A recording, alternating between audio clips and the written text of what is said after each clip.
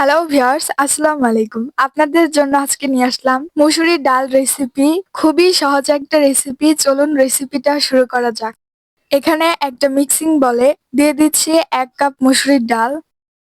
এই মুসুরির ডালে এখন আমি পর্যাপ্ত পরিমাণ পানি দিয়ে ভিজিয়ে নেব। মুসুরির ডালে আমি পর্যাপ্ত পরিমাণ পানি দিয়ে নিলাম। এখন আমি ৩০ থেকে ৪০ মিনিট ভিজিয়ে রাখবো। প্রায় ৪০ মিনিটের মতো ভিজিয়ে রেখে ডালটি আমি ওয়াশ করে নিয়েছি। এই ডালগুলো এখন আমি একটি কড়াইতে সিদ্ধ করে নেব।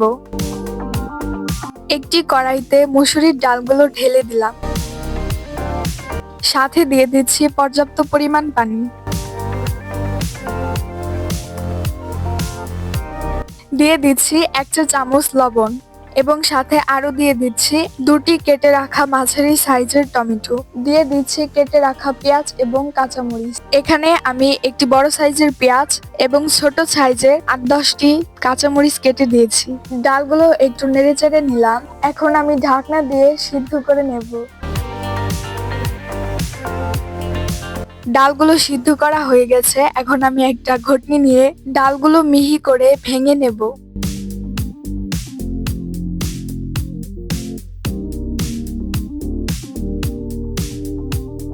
ডালগুলো মিহি করে ভেঙে নিলাম। এখন দিয়ে দিচ্ছি ডালে ২ লিটার মতো পানি।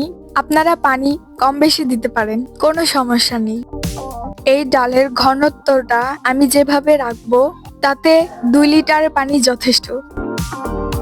ডালে পানি দেওয়া শেষ। এখন দিয়ে দিচ্ছি ১/২ চা চামচ হলুদ। ডালে বেশি হলুদ দেবেন না, তাহলে তিতা হয়ে যাবে। ডালগুলো একটু নেড়েচেড়ে নিচ্ছি।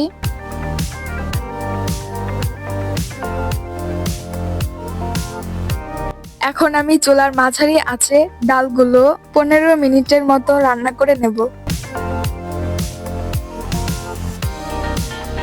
চলে আসলাম ১৫ মিনিট পর। এখন আমি সামান্য ধনিয়া পাতা ডালগুলোতে দিয়ে দিচ্ছি। যারা ধনিয়া পাতা পছন্দ করেন না তারা স্কিপ করতে পারেন। এখন আমি ডালগুলোকে আরো ১ মিনিটের মতো রান্না করে নেব।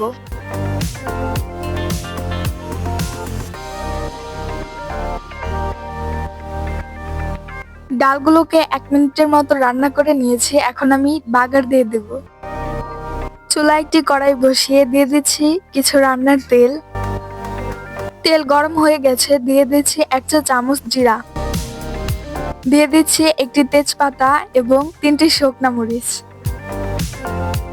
দিয়ে দিচ্ছি কিছু রসুন কুচি এবং একটি পেঁয়াজ কুচি। একটু নেড়েচেড়ে হালকা লাল করে ভেজে নেব।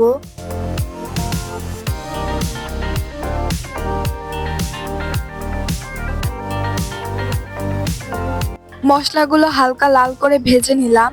এখন ডালগুলো দিয়ে দিচ্ছি।